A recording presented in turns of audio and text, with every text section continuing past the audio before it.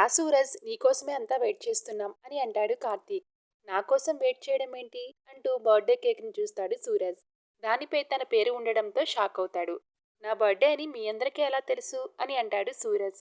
ఇదిగో నా మరదల పిల్ల జ్యోత్స్నే చెప్పింది. ఈ ఏర్పాట్లన్నీ తనే చేసింది అని అంటాడు కార్తీక్.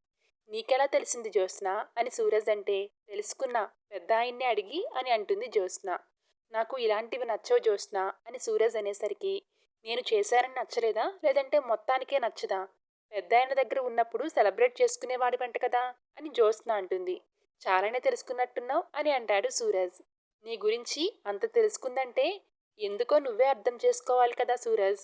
ఈరోజు కేవలం నీ బర్త్డే మాత్రమే కాదు, నీకు ఇచ్చే గిఫ్ట్ కూడా స్పెషల్ అని జ్యోత్స్న భుజంపై చేతులు వేసి, చెప్పు జ్యోత్స్న, నీ మనసులో మాట, ఇంతకంటే మంచి సందర్భం రాదు అని అంటాడు కార్తీక్.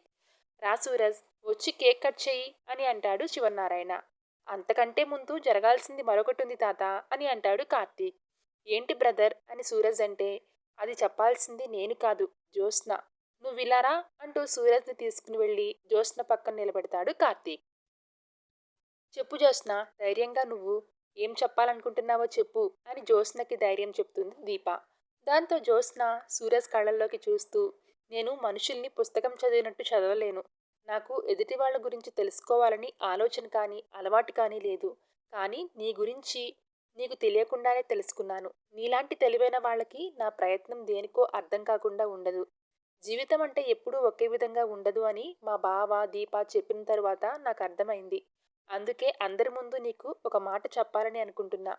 దాన్ని ఎవ్వరు ఎలా తీసుకుంటారో, ఎంతవరకు నమ్ముతారో తెలియదు. నాకు తెలిసిందల్లా ఒక్కటే. నాకు అనిపించింది చెప్పడం. నా చుట్టూ ఉన్న వాళ్ళంతా నా వాళ్లే, నా మేలు కోరుకునే వాళ్లే, నా కోసం ఏదైనా చేసేవాళ్ళు, నా కష్టసుఖాల్లో తోడు ఉండేవాళ్ళు. ఇలాంటి వాళ్ళ ముందు నేను ఏం చెప్పడానికైనా ఆలోచించాల్సిన పని లేదు, నిర్భయంగా చెప్పొచ్చు. చూడు సూరజ్, నువ్వంటే నాకు ఇష్టమంటూ తన మనసులోని మాటని చాలా హార్ట్ టచింగ్గా ప్రపోజ్ చేస్తూ ఉంటుంది జ్యోత్స్న.